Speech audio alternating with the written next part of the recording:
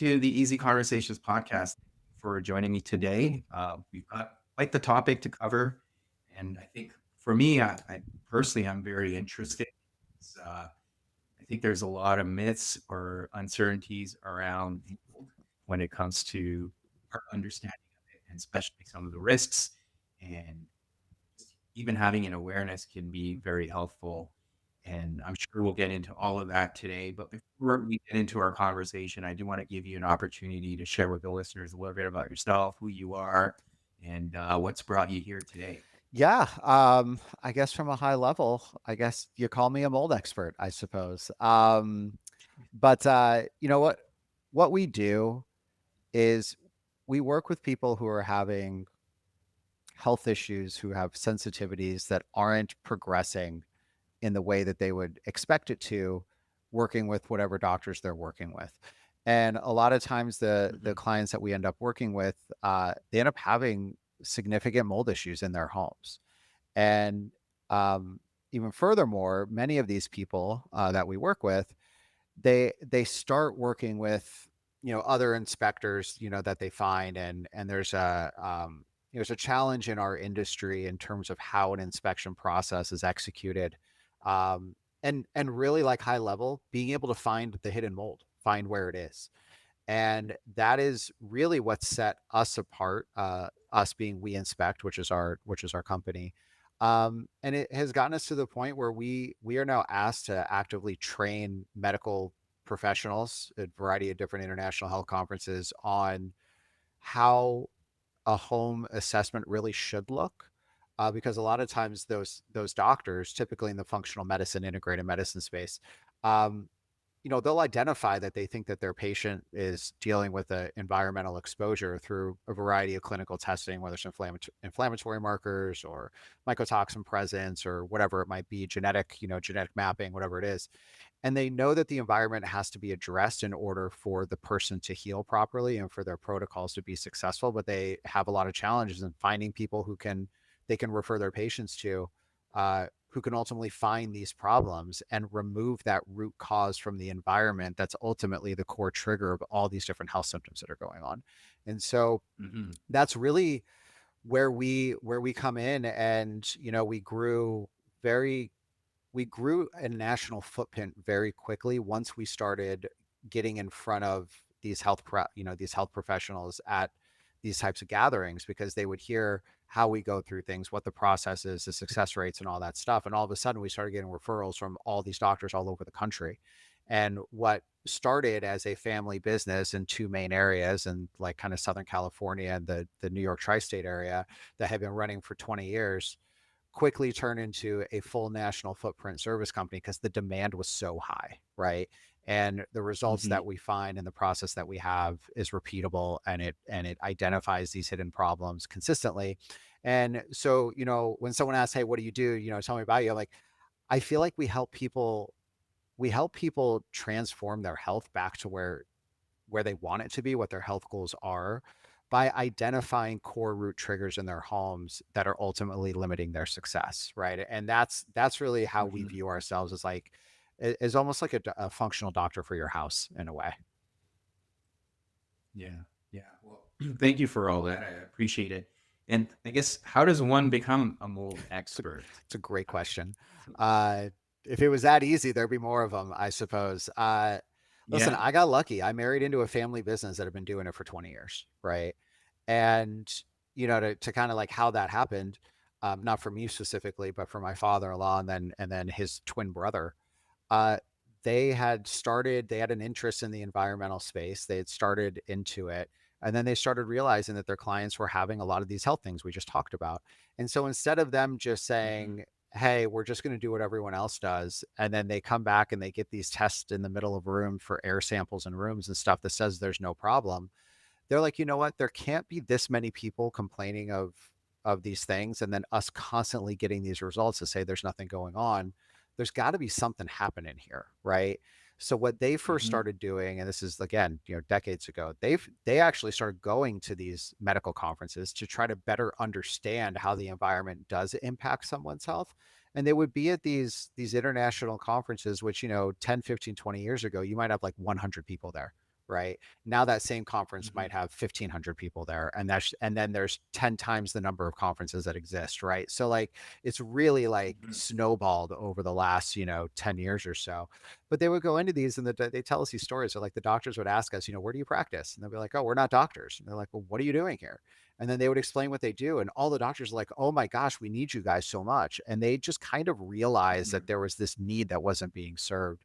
And then after that, they dug into industry. I mean, they were researching building science, like all of these to try to figure out like why is it that no one else can find this stuff? Like, why can't we do it? And they ultimately figured out how to do it. And then that, downstream throughout, the second generation of running this, what we do and expanding it.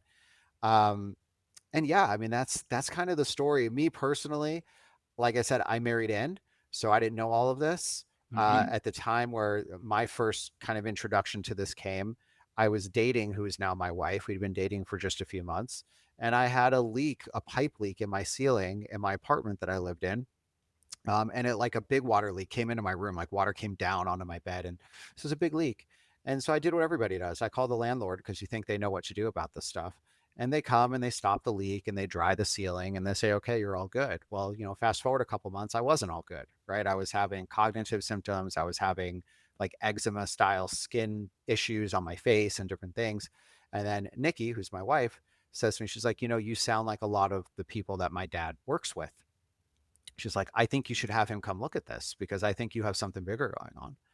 And I was like, oh. And so he comes in and finds out that I all of the walls in my room had mold all behind them as the result of that initial water issue from the ceiling. But they're a mold Mhm. person and they said, oh, everything's dry. You can't have a problem. Meanwhile, I was sleeping in a toxic box for months. And it's no wonder I was like declining, right? Now, once I got out of the situation, I Mhm. bounced back quickly because I don't have like a genetic predisposition or previous exposures that makes me more Right. susceptible. So I bounced back pretty quickly. But that was like a big light bulb for me. I was like, whoa. Like I saw like what they did in here. The guy came in, did an air test, left in 10 minutes. The next day told me everything was fine and I was crazy. And then I have Mark, who's my father-in-law, come in. He spends 2 hours in an 800 square foot apartment and finds all this stuff that clearly was connected because I left and started feeling better. Right. And that was just like a big light bulb for me. Yeah. And for whatever reason, I feel like people have experiences and they're either just an experience that becomes just, part of the life journey they've been on, or it's an experience that kind of triggers like a new path in what they do. And this was one of those things for me. And Yes. so that's sort of how I got into it. Yeah, well, no, that's great, and I think you've touched on 2 or 3 things that I wanna explore further. So one is the symptoms. The other is kind of the common inspection techniques that people use and often are not effective. And then some of the myths around mold. So let's start with the symptoms. So what are common symptoms that you see people experience? Because I want to emphasize this more because to your point, you could be experiencing something and just think that something just happened, right? Rather than looking at your environment and seeing always there a contributing factor there. So, what are these symptoms, and I guess what should people be paying attention to? Yeah, this is the toughest part because classifying mold exposure to a single symptom, which is what a lot of people naturally want to do because it makes sense. You're like, oh, I breathe. It must be respiratory stuff. That's all it could be. That's not how mold works in your body. And that's actually why a lot of times, like if you go to your just general medical, your like family practitioner or whatever, they're not even going to really understand it or know it because there isn't like a direct correlation to like this symptom comes from this exposure, right? I had food poisoning, my stomach hurts and I'm throwing up. Cool, I had food poisoning. Like you get that, right? But like this is a very different thing. When you breathe mold or water damage, toxins and things of that sort, you're triggering an inflammatory response in your body. So it's not so much that like the mold itself is sometimes it'll take up, colonize, and do that sort of thing. Like that can happen. But what happens is that your body is triggering an inflammatory response. The interesting thing about breathing, as opposed to other external things that go on that impact our body, is that the breathway, at least from my understanding, from everyone I've spoken to, is the only external element that impacts our body that directly impacts two different body systems. So, for example, like if you're eating, you swallow it, goes into your gut. You're drinking water, you swallow it, goes into your gut, right? Maybe you're exposed to something and it gets on your skin, it just goes in straight through your skin, right? Um, and actually the air would impact that too. So let's call it three body systems now that we're adding Mm, systems to it. So when you talk about air quality and what you're breathing, when you're breathing it in, it goes into your nose. First spot, respiratory, right? That's the first thing. But the second thing is your nose has postnasal drip that drifts directly into your gut. And so these things get caught up in that. And now you're feeding your gut with whatever's going on with the environment. So you're directly impacting the interior of your body through two of your major body systems. And so that's a really mhm, big thing because those two systems are two of the primary systems that push inflammation throughout into the body, right? So mhm, mhm, the health impacts then are a lot of times related to the inflammatory response that comes out as opposed to a mhm, direct connection to like a colonization. Not to say that it can't go the other way. mhm, Like if I'm breathing in, I definitely mm, can have upper respiratory things that are going on. I can have directly regated, dysbiosis in my gut and things and compromised gut lining and things like that. But the other thing that happens is that it will impact every other system in your body or has the potential to. So what it does is you're effectively like when you have systemic inflammation, kind of the weakest link in your body is the one that shows the symptom the most, right? And so you right. can have a lot of different symptoms across different systems of your body. And it becomes really confusing because you're like, well, I can't correlate the skin rash on my face to maybe I have thinning hair and oh, I have like, digestive issues. And this other thing is like, none of that seems to make sense because it's all like all over the place, it feels like. But the reality is the connection is the core thing that triggered the inflammation that then caused those things. And so, from a body perspective, one really big clue is multi system issues and having symptoms across them. That's a huge clue that there's an environmental trigger that's causing that. Another one is if you have multiple people in your house. And in that first scenario, it could be just one person. You can have multiple people in the house and nobody else can have anything going on. And that's another really important thing to say Yeah. because everybody's body is different and not everyone's going to react to the same exposure the same way someone else would. It's a very logical thought process to say we're all breathing the same air, so we should all be feeling the same way. That's a very logical thought process. It's just not how our bodies work. And a really good example of this Mhm, is I get the flu and my wife doesn't. How's that possible? We're right. breathing the same air, we kiss, we probably drank out of the same drink at some point in time, right? So we're both exposed to the same thing, yet one of us is sick and the other one isn't. Why is that? One of our immune systems is in a better position at that point in time to handle whatever that exposure is. It's the same thing that happens with environmental triggers in the body, right? So that's a reason why you might have someone showing something and someone not. In the second scenario, multiple people in the house, all with different stuff happening that doesn't seem to be resolving, right? So you could have, my kid all of a sudden isn't sleeping as good. My other kid is having like behavioral issues out of nowhere. Maybe my hair starts thinning. Maybe I got fatigue over here with someone else. This person has more severe brain fog, and like that's maybe the more severe health symptom, but there's other things going on, let's say, right? That again, how is everybody having different stuff going on, right? That isn't resolving. The logical line of thought is, well, we're all breathing the same air. We should have the same impact on our body. But again, that's not how it works, right? So those are two really key ways to just kind of think of it and evaluate the situation. yes. Yeah, and because you're breathing the air in, the oxygen's also going to your brain, so is there and you talked about it in your personal experience, there was, like, cognitive issues, so that could be another symptom, like, and how would that Yeah, show up? cognitive is a really big one for a couple reasons. One is what you just described. Another one is that your brain is primarily fatty tissue. And if there's a mold toxin component, so a toxic mold component, those toxins store up in the fat stores of your body. And so it becomes a place that's kind of like a great spot for it to be. And then you end up getting more inflammation targeted around the brain area, which then can trigger symptoms that come across there. There's even talking neurologically, confirmed research from a his name is Dr. Dale Bredesen.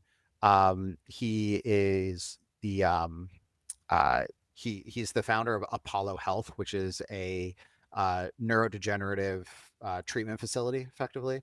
And he has essentially Mhm, identified what he has now called inhalational Alzheimer's disease. And what's really interesting about this is that the trigger is not necessarily genetic triggers and these things that a lot of times we often think about, the trigger is actually uh, biotoxin loads in the body from water damaged buildings. So you're effectively getting Alzheimer's presentation and symptoms, which all lines up with Alzheimer's, but the origin and the core trigger of it is water damaged buildings and mold and bacterial toxins and all of that.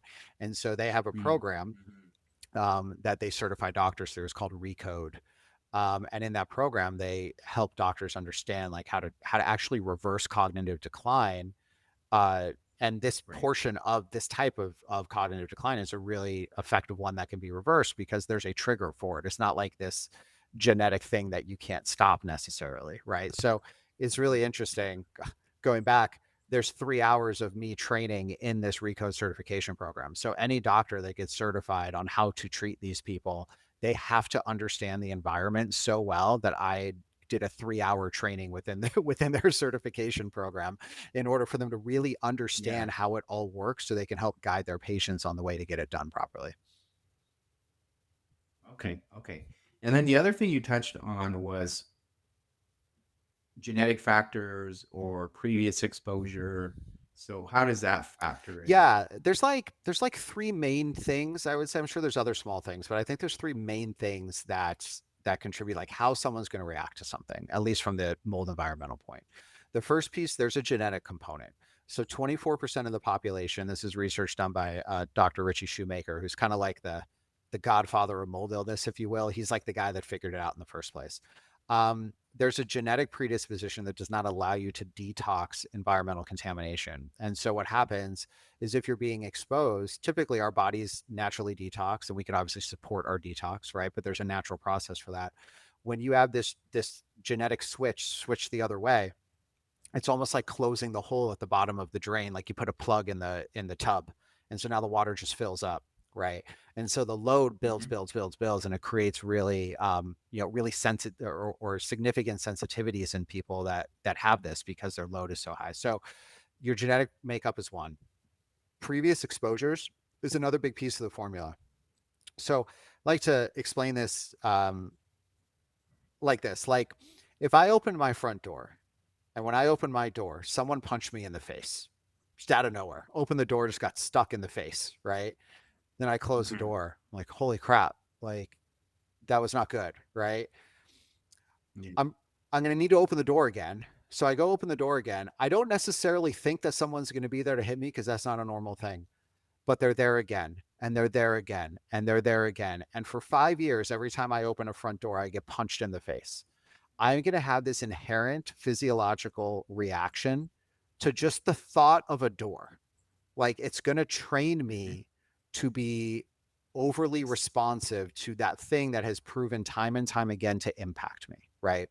So when you're, especially in your earlier years, and you're in an environment that had mold issues in it, a lot of times people who are like, grew up in basements that had damp basements, or they grew up in older homes in the East Coast or whatever, their body, especially at their younger age when their immune systems aren't fully developed, you're constantly being impacted by this stuff. And so you're training your body's response to over respond when it sees these things because there's this inherent fear response now that's tied to it, right? So now fast forward in the future, you moved out, you move somewhere, you're a new house, you don't have all this history, and then all of a sudden you get like a relatively minor mold exposure. Your body goes straight back into trauma mode, like I was just assaulted in the face 100 times when I opened that door, and it overreacts, right? And so that's another Mm. way that you could have certain people that react differently. It's just how your body was trained to respond to these things, right? And that's something that stays with you. The last piece of it is just your current health position right now in time, right? Mm. So if you're somebody who has, let's say, Lyme disease that's going on, or you have some other health condition that's going on that's already taxing your immune system and your detox pathways and all that, if you add a layer of mold on top of that, you're already coming in when you're kind of on fire already, and so it just kind of adds to that, and so that person will react faster or more significantly than maybe someone else will. So everyone has like their version of those three things of what's gone on with them, and then that's going Mhm. to kind of dictate how different people react to stuff. Mhm. Okay. Okay. No, that's helpful. And one of the other things we had chatted about was, and you touched on it briefly, especially like, your father-in-law and his brother getting into this business. So general practitioners don't really have a good understanding of this. And one of the things you had said was that this is why functional health has evolved. So what is functional health doing that's maybe what Western medicine may not be doing in this space that's different? Well, functional health from the health side of things, their goal is different. And I think that's the big thing. The goal of, and there's such a mirror between the health industry and our industry. It's like so similar. And we're at the environmental industry, it's on, think of it on the timeline. We're like maybe 5 or 10 years behind, let's say, right? But we're following the same trajectory and it's the same core principle. So on the health side of things, you have your general practitioner. They're ultimately trained to identify symptoms and to provide relief to symptoms, right? That's ultimately kind of what they're geared toward. It's antibiotics, it's medicine, it's this, it's that, and there's nothing wrong with that, right? Like that stuff is needed for certain things, right? But what they're not necessarily focused on is understanding why it's happening or stopping it from happening again, right? So the system is just built in a way where they're seeing so many people. It's driven by insurance. Insurance requires certain codes and things in the system in order to trigger medications that people need, which then insurance is paid. There's just this whole system, right? The goal of the system isn't to get people better. The goal of the system is like symptom management ultimately, right? And so that Right. that doesn't really align with the goals of a person who would be like, hey, I'd love to just not have symptoms anymore. Like that'd be great, right? So you have a misalignment of goals there, right? So then functional health and integrative medicine, there's a lot of different ways that people talk about it, but the purpose, like the reason it originated is because people were like, why is this happening? And let's just, how about we just make it stop happening again? Like that would be cool, right? And so that's like the Mhm. fundamental thought process of what functional integrative medicine is as compared to more of your general. Mhm. And so they're doing a lot, and there's been so much growth on that side, but they're doing a lot to understand, and this phrase is very common in that world, is root cause of problem, right? I Yes. might have pain over Mhm. here, but where did the pain come from? Right. So instead of taking a Tylenol to Right. stop the pain, there's this quote that Dr. Hyman put out that I found a long time ago. He said the cure to, oh gosh, what is it? He said he said the cure to this pain in your foot is not taking aspirin. The cure is taking the thumbtack that you stepped on out of your foot. Like that's the Right. cure, right? And that's the same thing in the body. Yes. So functional health is effectively trying to figure out how to take the thumbtack out so you don't have constant pain. And so Yeah. they originally, as it grows, it's like, okay, first let's figure out the body. A lot of the body stuff is gut. Like gut is so big in this. So like it's understanding gut because that impacts so many things. And then as it grew, it's like understanding the environment trigger into that, right? And so then it's like, oh, well, actually the environment is triggering the problem in the gut, which is triggering the thing down, right? So now you're kind of like backstepping to even try to get to more root cause of what's going on. And that's why the mold Mhm. conversations have exploded over the last 5 years, is because all the doctors are now much more aware of it and they're pushing it down, right? And so it's really helping Yeah. people to understand that. On our side of it, it's the same thing, right? So you talk about some of the myths and some of the things that don't work. So this kind of like ties into that, right? So if you think of like your general practitioner, like I described, right? They're coming in and they're doing, kind of minimal basic level testing and then just prescribing something to kind of hopefully help or whatever. In our world, that's the equivalent to somebody who comes into your house. They don't actually look for anything significantly. So they're not truly like inspecting your Mhm. house. It's impossible to inspect a full house in less than at least 2 hours. And that's way on the low Right. end. Like we average like 4 to 8 hours going through a house. So if you're calling a quote mold inspector and they're in and out of your house in 30 minutes because they took a few air samples, they didn't inspect anything. They came in and Right. they took some air tests, right? And so that's a Yeah. fundamental issue because if you don't know where a problem is coming from, you can't fix it, right? So the one of the Yeah. biggest things on our side that's a huge issue is the use of air testing as a way to diagnose problems in a home. We did internal Yes. studies on it and found that 78% of the time, an air sample that was taken in the middle of a room, which is what all of them do, showed that there was no mold present in that sample.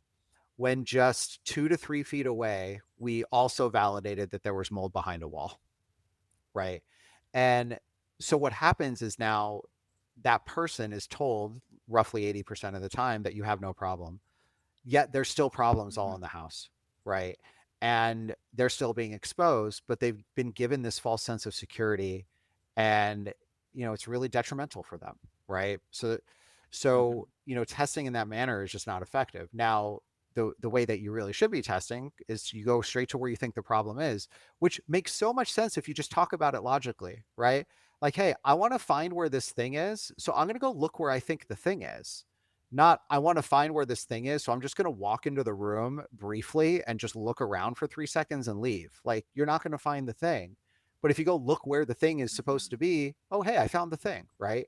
And that's the Right. concept. So it's not like this crazy concept. It's Mhm. just executing this in a way that is effective, right? So that's one of the Right. really big myths that are out there, is this use of air testing for quote air quality to tell you what's going on. It fails all the time. Yeah. Um, Yeah. Another big one is the idea that if there's not water, there's not moisture, there can't be mold. This is what happened in my apartment. They dried the ceiling where the water started. The problem was the water spread across the ceiling and went down all the Yeah. walls. But because they just focused on drying the spot where the hole was, then they came back up and tested it and said, oh, that's fine. There's nothing here. And then over time, the water dries out in other places, right? Over time, right? The problem is, while mold does need water to grow, it doesn't need it to stay. And this is the thing Mhm. that gets overlooked so much. And again, just thinking about logical life things that we know, mold is no more than a seed that you water and then it grows. That's effectively what mold is. Yeah. It's no different than a plant or a Yeah. flower in that concept. So if you watered a flower and the flower grew and then you stopped watering the flower doesn't just like disappear. Like it's like I was never here. It's not what happens. The flower dries out. It starts to kind of fold over to one side or the other, right? And then the petals and the leaves, they get really brittle. If you touch them, they'll shatter into like a million tiny little pieces. And that's exactly what happens to mold when it grows and it dries out. When that occurs, it actually can impact the environment more significantly, because now the entire colony that grew can now shatter apart into a million tiny pieces, and fragments of it can go into your Mhm. space. And those fragments get Mhm. so small that our body's natural filtrations, like when you breathe in through your nose, you have protective mechanisms to protect your lungs from stuff getting in there. But these particles get so small, they just go through all that, like a net that just doesn't have netting that's tight enough, right? And just like goes through it. And then that triggers issues for us. So like those two things alone in the industry is like, if it's not wet, there can't be a problem. And oh, I'm just going to test the air and we're just going to tell you if your Mhm. air quality is bad. Those two things are like probably 80% of the entire industry-wide issue that allows people to stay sick, but then not know what is triggering the sickness or the symptoms. Right. And then it just turns into chronic Yeah. things that they deal with for a very long time. Yeah. Yeah, and I would assume like apartment buildings are at a higher risk because there's so many water leaks typically, but it can happen in homes as well. But what would be the remedy then? Like, would you just have to replace the drywall altogether? Or like, what do you do in those instances where you feel like there's been a water leak, you feel you've addressed it, but it's been localized? Meanwhile, you're not thinking about, like you're saying, the spread of Mhm. it. So what do you do in that instance? Yeah, I mean, the first step is always stop the water. Step one, like just stop it Yeah. from spreading, from being more, right. That's always step one. But then the next piece is really like testing it is really important, because not every single place where there's been a water intrusion, there's going to be a mold problem, right? About 80% of the time there is. Like, we did a separate study. The two numbers ended up being very close to each other. So it was 78% of the time for the false negatives on air. It was 80% of the time for areas with water damage that came back with a positive mold issue, that was behind a surface, behind a wall, in a ceiling, something like that. So there's a very high likelihood, but it doesn't happen all the time, right? So the first thing is, hey, let's validate and make sure this is something that's going on. The second thing that we do is, we don't necessarily just want to come in. We're really good at finding where mold is, like mold sources, right? It's not uncommon for us to go into a house and find 15, 20, 25 things, right? Because this stuff happens in homes all the time and people just don't know about it. Mhm. So it's more about identifying and getting the landscape. And then once you understand kind of what's where, then prioritizing the areas that you think are having the biggest impact on overall exposure. And then helping to guide someone to the point of like, hey, yeah, technically this sink cabinet has an issue, But if we're going to prioritize based on your situation, whoever's feeling the symptoms in your house, how they move and live in the house, what your budget looks like all these other things, we would say maybe that's not the one you need to focus on, and maybe these 3 or 4 over here are your primary targets, right? And so that's sort of the process on how we try to help guide and shift, like, what do you take action on? You don't always have to take action on everything, especially if you're not mega hypersensitive, right? It's just about kind of balancing Mhm. what your body can be exposed to versus what the exposure is, right? So that becomes the balance. When it Right. comes to remedying issues, generally source removal is what's needed, right? So if you have mold on drywall, you can only see the front side of it. Here's the thing about hidden areas in your house: behind walls, above ceilings, under cabinets, under flooring. Those areas have much less airflow. They're much more contained, right? Um, there's no ventilation, there's no light, there's no heat to the point that's going to help. So if you're seeing issues on the front side of stuff, there's a higher likelihood that it's a bigger problem behind it, because it takes longer for that area to naturally kind of create an environment that's less conducive to growth, right?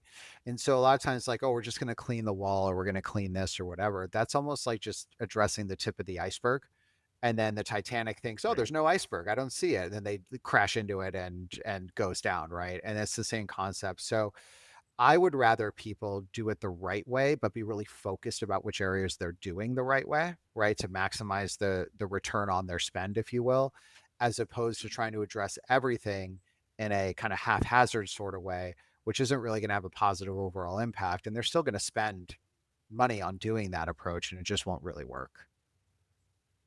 Mhm. Okay. And based on, the homes you inspect, like what percentage or roughly do you feel like most homes have a mold issue? Yeah.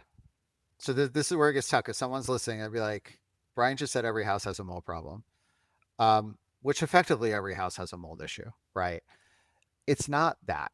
It's not that your exposure has to be zero, right? It's the Right. idea is that you don't want it to be over excessive within the home, to the point where it is no longer in balance with what you can naturally process in your body, right?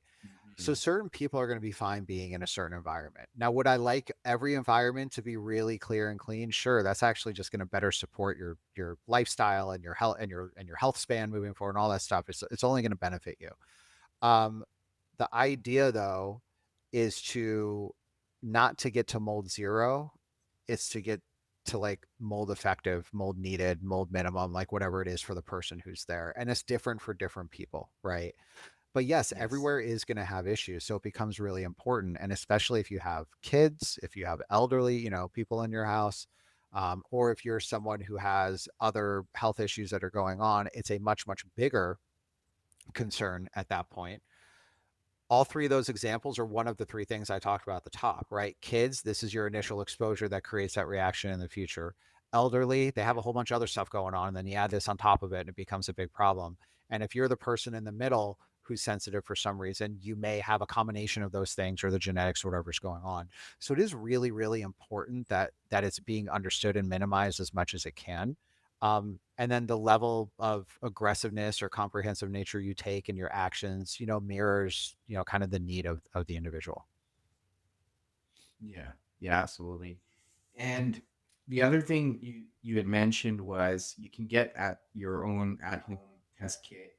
Now you guys are based in the US, but I'm based in Canada. So for listeners that are not in the US, because I think you guys provide those testing kits nationally, but if you want access to kits in another country, what do you do and how do you get something like that to help? So let's maybe talk about for listeners in the US how they can get access, but then what about other countries? Yeah. So the test you're talking about, it's called the dust test, dust like dirt dust, right? So the dust test.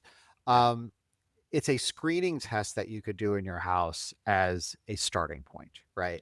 So if like you're listening, you're like, oh, some of the stuff that Brian said about symptoms earlier is kind of lining up, or oh, I have had this water issue and it is dry, but now that I know that dry stuff can be more problematic, maybe I'm concerned about it, right? Like if any of these things. Yeah. So what you could do is you could do a screening test that's going to give you a general understanding of, do I have a mole problem or not, right? And that's effectively what the dust test is.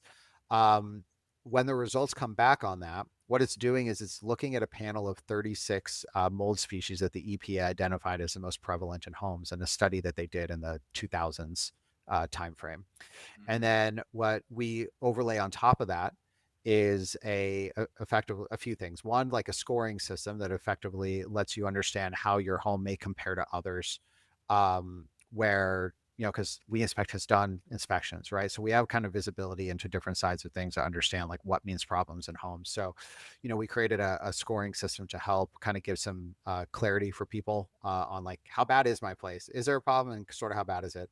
The second component that's really cool with this is, which doesn't exist with any other tests, is that we allow people to upload um, information about either their health or other testing that they've done in their body that would correlate to mold issues. So there's effectively like a health survey that asks you different questions about symptoms, different things that you're doing or that are going on with you.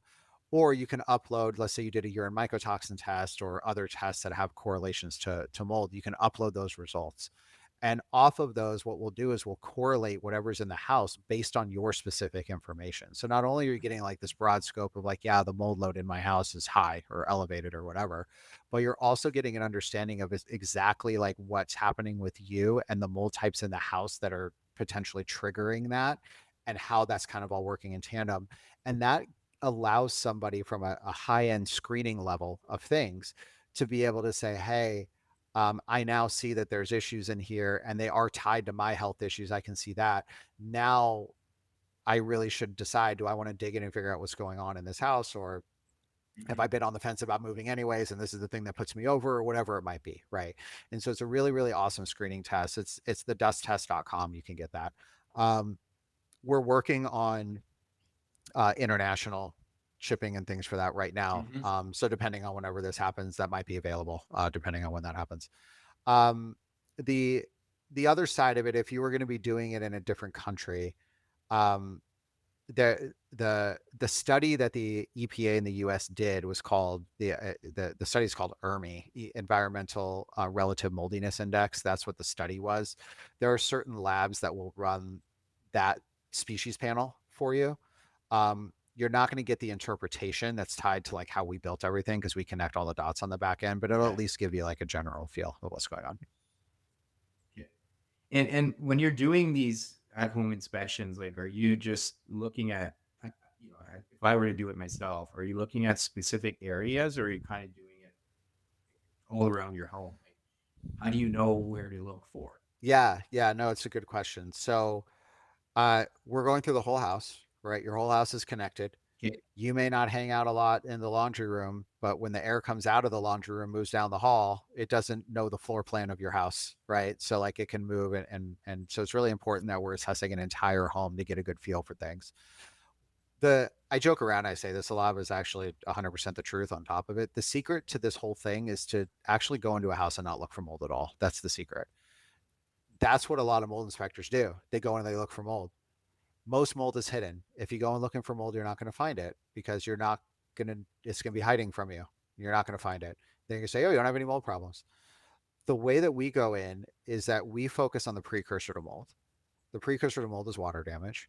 And water damage can be visible in many ways to the human eye that then become the red flag. It says, hey, moisture or water could have caused this thing that you're seeing. There's a high likelihood that behind this wall or in this ceiling, there's a hidden mold problem, right? And that's how we go through the house, and which is why it takes us several hours because we're looking for these things everywhere, as opposed to doing a sweep to see if I see black on a wall somewhere, right? Because you're going to miss the majority of Yeah. it. And so it's things like slight bubbling in paint, or maybe a warp in a floorboard, or maybe like separation of building material. Let's say a baseboard's pulling off a wall a little bit for no reason. It looks like peeling, chipping paint, staining, obviously. Like these are things that we look for and really train our eye on. So to this point, I could go into a room and within a very short amount of time have clocked like multiple things in a space because that, like, my eyes like that tied into it. Of course. Yeah. Yeah. So if you yourself are seeing that in your home, like those signs, then maybe if you have one of these home test kits, you can try it out for yourself, right? Yeah, and the test kit isn't going to tell you that particular area if it's behind that wall just for clarity, but it's going to say, hey, listen, what's happening in my house, right? Like, do I have something like that going on? Key areas where you see stuff happen a Mm, lot near water sources are obviously key areas. It doesn't always occur there. There's other yes. reasons that things happen, but that's a primary, right? So under like sink cabinets, inside sink cabinets is a big one. Walls next to showers and tubs, walls behind toilets, floors around toilets, around your washing machines, the floors, the walls, water heater, all these areas are pretty common just because there's water sources kind of moving through those spaces. So you could just do a quick sweep like, hey, and don't even feel like my eye is not Brian's eye. He just told me he could walk in a room and within 3 minutes know everything is happening. That's not necessarily the goal for you, right? What I would say is you go in there and you just look for something that's inconsistent. Why does this wall Mhm. look like this here when 2 feet over here it doesn't look like that? That we could all kind of trigger, right? I'm just gonna look like, does the wall kind Yeah. of look the same? Oh wait, what's that? Right. And that alone can be really, really helpful in just doing like a quick sweep of a particular area. Yeah. No, that's really helpful. Thank you. I think we've covered quite a bit, but I do want to make sure from your perspective, we've touched on everything. Like, do you feel like there's anything else we haven't talked about that would be valuable to touch on? Okay, I mean, I could talk about this stuff forever. Here's what I would say, like broad level, we have an understanding of why mold grows. We have an understanding of why it gets missed all the time, right? We have an understanding of some of the reasons that we would not maybe see something. We have a feel now for body triggers, like how we can kind of keep mind of ourselves to see if we even have an issue, right? So I think we have a good foundational like, hey, do I even have a problem? What are some of the ways that things get missed? I think we got that covered pretty well. The thing I would end on, because a lot of times when I talk, everyone's like, oh my god, there's problems everywhere, like what do you do? uh I'll say a couple things. Yes, if you drop me down and said your life depended on finding mold in this house, I'd probably find it and walk out alive, right? Like it's the world we live in. It is what it is, right? That said, if you are somebody whose health is being impacted and maybe you didn't realize it till now or maybe you figure it out later, you can heal from this. It happens all the time. Even if you're someone who's like really significantly impacted, you could heal from this. It happens all the time. I've had doctors on my podcast talk about it consistently. I've seen it in my clients, they've seen it in their patients. It's just understanding what that root cause is and being able to address that tack that's in your foot, right? And figuring out where it is. So it does happen. And I want to make sure that people understand that there's a path out of it. And it doesn't always necessarily mean you're tearing your entire house apart either, right?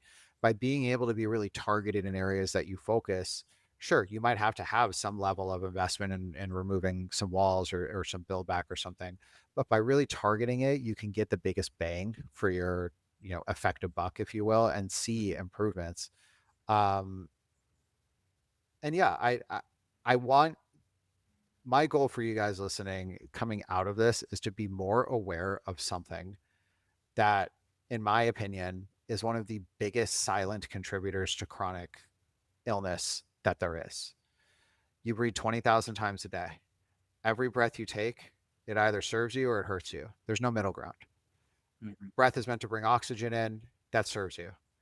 If the air that you breathe in has toxins and all this other stuff in there, it's hurting you. Like that's it. There's no like middle ground on Mhm. what it does.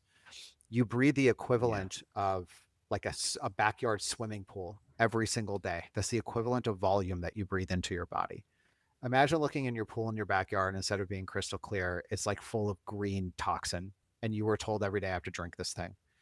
That's what you're that's what the impact here is, right? And again, not as like a scary Mhm. thing, but like when we're prioritizing things in our health and our wellness and our well-being, a lot of times we focus on areas that might not have as broad spectrum of an impact on us. And so I just want to share that like air quality is just such a huge component of what's going on. And if you're prioritizing Mhm. areas to focus your energy on improving health and wellness, I think air quality is one of the top ones that you should be thinking about.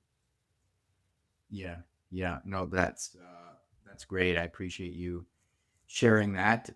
Now, for listeners that want to learn more about the work you guys are doing or just get in touch, what are some ways they can do that and how can they find you? Yeah. So, mentioned before, but our company is called We Inspect. Our website is yesweinspect.com.